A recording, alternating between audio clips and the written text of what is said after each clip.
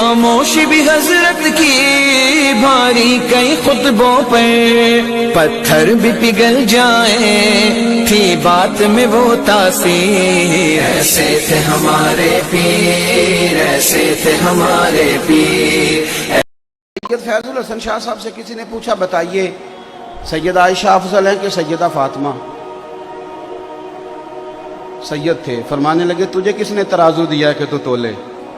دونوں کی بڑی شان ہے، بڑا مرتبہ ہے۔ وہ کہنے لگا جی نہیں آپ سید ہیں، عالم ہیں، پیر ہیں، سجادہ ہیں، کچھ تو بتائیں۔ آپ فرمانے لگے بتا تو دیا ہے۔ کہنے لگے جی آپ نے بات گول کی ہے، اور کچھ نہیں تو مجھے اشارہ ہی دے دیں۔ آپ فرمانے لگے چلو یہ بات ٹھیک ہے، اشارہ دے دیتا ہوں۔ آپ فرمانے لگے عائشہ بیوی ہیں رسول کریم علیہ السلام کی، اور سیدہ فاطمہ زوجہ ہیں مولا مرتضی مشکل کشا کی۔ فرمانے لگے مجھے بتاؤ علی کی بیوی نبی کی بیوی سے افضل ہو سکتی ہے؟ بندہ چپ کر گیا۔ تو آپ فرمانے لگے اب دوسرا اشارہ سنو، عائشہ بیٹی ابو بکر صدیق کی، اور فاطمہ بیٹی ہے مدینے والے رسول کی۔ اب یہ بتاؤ کہ ابو بکر کی بیٹی محمد عربی کی بیٹی سے افضل ہو سکتی ہے؟ بندہ سر پکڑ کے بیٹھ گیا، کہنے لگا شاہ جی نتیجہ کیا ہے؟ فرمان لگے گھر جا کے کڈی نتیجہ، تو نے کہا تھا مجھے اشارہ دے دے، تو اشارہ میں نے دے دیا ہے، اب نتیجہ گھر جا کے نکالنا کہ رزلٹ کیا نکلتا ہے۔ ہمارا ذمہ تو ادب کرنا ہے، پنچ نہ بنے آپ درمیان میں سرپنچ نہ بنے، آپ قول فیصل آپ درمیان میں فیصلہ کریں گے آپ۔ اور ایک بات یاد رکھنا، اگر کسی کے محب بن کے بھی بے ادبی کرو گے تو وہ بزرگ بھی تمہیں قبول نہیں کریں گے۔ کبھی چچا کی اور والد کی بحث ہو رہی ہو نا، تو بیٹا والد کی سپورٹ میں بھی بات کرے نا، والد کی سپورٹ میں بھی چچا کے خلاف، تو ابا بول کے کہہ دیتا ہے کہ پتر چپ کر، ساڈا بھراواں دا مسئلہ ہے، تو اپنی حیثیت میں رہ۔ میری بات کی سمجھ آ رہی ہے؟ تو صحابہ کی بھی بڑی شان اور اہل بیت کی بھی بڑی شان، تو آپ کہاں الجھ رہے ہیں؟ تو مہربانی دیکھیں ان سے پیار کریں، ان کا اکرام کریں۔ ہمیں صحابہ نے تو ان کا پیار سکھایا ہے، صحابہ نے سکھایا اہل بیت کا پیار، صحابہ نے۔ شاہ ولی اللہ محدث دہلوی کو نا پڑھے لکھے لوگ جو اب چونکہ M Phil P H D بہت زیادہ ہونے لگی ہے، تو جو لوگ اسلامک سٹڈیز کے ساتھ وابستہ ہیں وہ جب بر صغیر پاک و ہند میں لٹریچر لیں گے تو شاہ ولی اللہ کو ضرور دیکھیں گے۔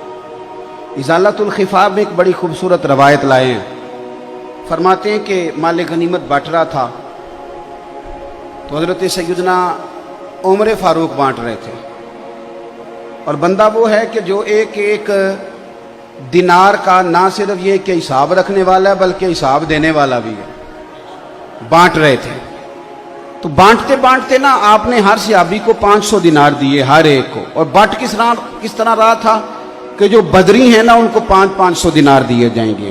بدر کے لوگوں کی بڑی شان ہے، حضور نے فرمایا اللہ ان سے راضی ہو گیا، سب کو 500 ملے۔ آپ کے اپنے بیٹے عبداللہ ابن عمر بھی آئے تھے، ان کو بھی 500 دی، اور جناب عبداللہ ابن عمر کی یہ شان ہے کہ نبی پاک نے فرمایا راجل صالح، فرمایا یہ جو عبداللہ بن عمر ہے یہ نیک آدمی ہے۔ حضرت عبداللہ ابن عمر کو بھی 500 دیا۔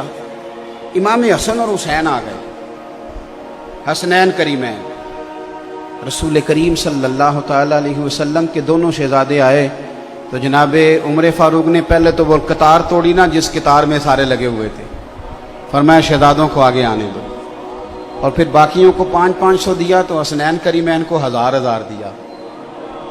کوئی رکابت نہیں، کوئی مسئلہ نہیں، لیکن بچوں کا ویسے دل کرتا ہے کہ ہمارا والد ہم سے زیادہ پیار کرے، یہ مزاج ہوتا ہے۔ آپ دیکھیں نا بھتیجے سے بندہ جتنا مرضی بھی پیار کر لے، وراثت بیٹے کو ملتی ہے، بھتیجے کو نہیں ملتی۔ حضرت عبداللہ ابن عمر نے گھر جا کے اپنی اماں سے بات کی کہ اماں جی حسنین کریمین تو اس زمانے میں بچے تھے، مدینہ شریف کی گلیوں میں کھیلتے تھے، میں بدر میں جاتا تھا، احد میں جاتا تھا، خندق میں گیا تھا، ابا جی نے ان کو 1000 دیا اور مجھے 500۔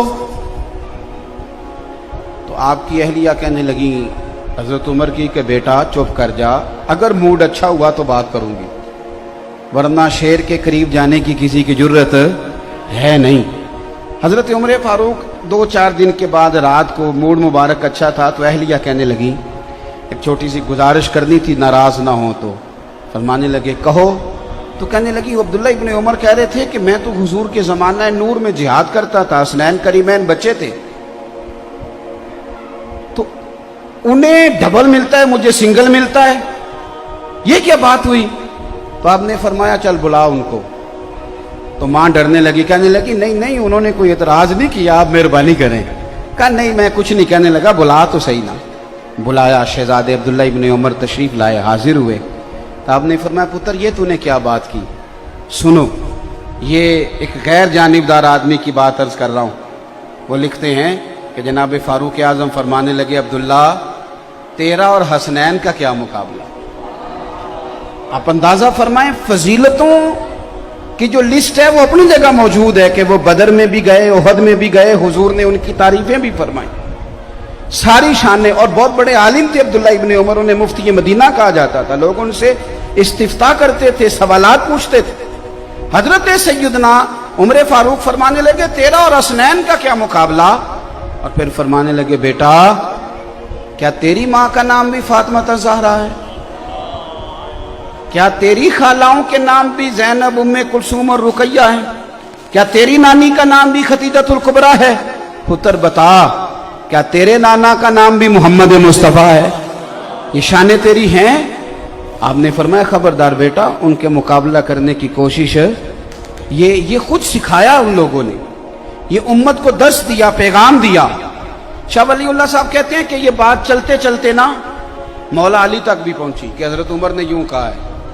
حضرت عمر فاروق رضی اللہ تعالیٰ عنہ نے یہ تعریف کی حسنین کریمین کی، تو مولا علی فرمانے لگے اسی لیے تو نبی پاک علیہ السلام نے فرمایا تھا کہ عمر اہل جنت کا چراغ ہے، عمر جنتیوں کا، جنت میں بڑی روشنی ہوگی، لیکن فرمایا اس کا چہرہ اس طرح کا ہے کہ جدھر جائے گا روشنی کرتا چلا جائے گا، اہل جنت کے چراغ ہیں۔ اب یہ بات حضرت عمر تک پہنچی، وہ حضرت علی تک پہنچی تھی اور یہ حضرت عمر تک پہنچی، تو جناب عمر فاروق فرمانے لگے مجھے ذرا علی تک لے جاؤ۔ مولا علی سے ملاقات ہوئی تو آپ فرمانے لگے آپ نے اپنے کانوں سے حضور سے سنا ہے کہ میں جنتیوں کا چراغ ہوں؟ کا سنا ہے، تو فرمانے لگے ذرا اپنی ضمانت کے ساتھ مجھے لکھ کے بھی دے دو۔ تو حضرت علی نے لکھا کہ میں ضمانت دیتا ہوں، میں ضمانت دیتا ہوں، میں ضامن ہوں کہ میں نے حضور سے سنا ہے کہ عمر اہل جنت کے چراغ ہیں۔ دوستو ان لوگوں کا ایک دوسرے کی طرف آنا جانا، ان کا پیار، ان کا خلوص، یہ تو پتہ نہیں دور بیٹھ کے دیکھیں نا، انسان کہانیاں بناتا ہی تب ہے جب اس میں غرور ہو یا وہ تھوڑا دور ہو۔ اگر اس میں عاجزی ہو اور ذرا قریب جا کے دیکھے تو بہت ساری کہانیاں ویسے ہی ختم ہو جاتی ہیں، حقائق نہیں پتہ کرتے لوگ۔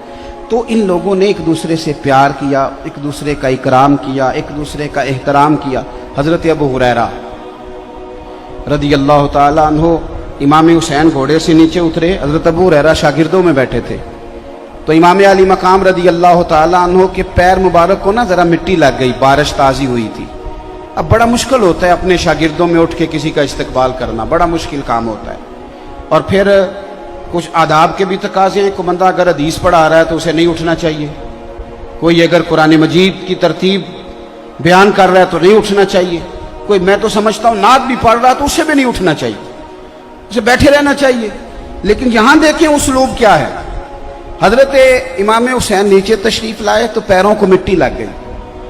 حضرت ابو ہریرہ بوڑھے آدمی، سفید داڑھی، امیر المومنین فی الحدیث، اپنی جگہ سے اٹھے، شاگردوں کو چیرتے ہوئے باہر گئے اور اپنے سر سے پگڑی کھولی، اور جب امام حسین کے پیر صاف کرنے لگے تو امام حسن نے پیر پیچھے کیا، حضور آپ تو میرے نانا کے پیارے صحابی ہیں۔ حضرت ابو ہریرہ رو پڑے، اصلاں نال جے نیکی کریے او نسلاں تاک نہیں بھول دے۔ حضرت ابو ہریرہ رو پڑے اور رو کے کہنے لگے حضور نہ، میں سفید اور کالی داڑھی نہیں دیکھ رہا، بلکہ میں تو آپ کے نانا کے خون کی خوشبو محسوس کر رہا ہوں۔ تو صحابہ، اب ہمارے کرنے کا کام کیا ہے؟ چونکہ وقت تھوڑا رہ گیا، ہم نے کیا کرنا ہے؟ اگر کچھ لوگ بحثوں میں الجھے ہوئے ہیں اور وہ اسی کو دین سمجھتے ہیں تو انہیں الجھا رہنے دیں۔ ہاں اہل حق میں سے کوئی بندہ اظہار حق کے لیے کوئی دلیل پیش کرے، اس کی مخالفت نہیں، لیکن بلا وجہ چیزوں کو الجھانا اور بلا